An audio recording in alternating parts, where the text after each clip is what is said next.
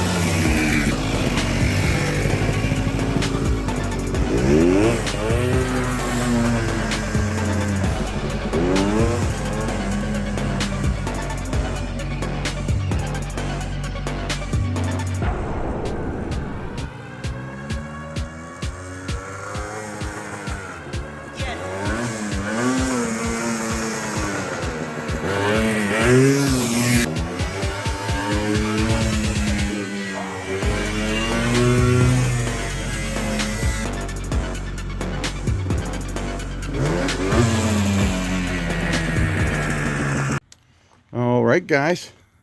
So there you have it. Another win by Dragon Works. Running real good, stopping good. Unfortunately, it's too muddy to go to my usual spot up at the pit there, the borrow pit. But maybe if it's still here when the weather breaks, we'll go ahead and get out another little test ride on it. But that's about all the footage I can get. Everywhere I go, there's mud. You see, I got it a little bit muddy, but I can clean that up and preserve this little beauty. So yeah, I got brakes all the way around. I had to lube up the clutch cable.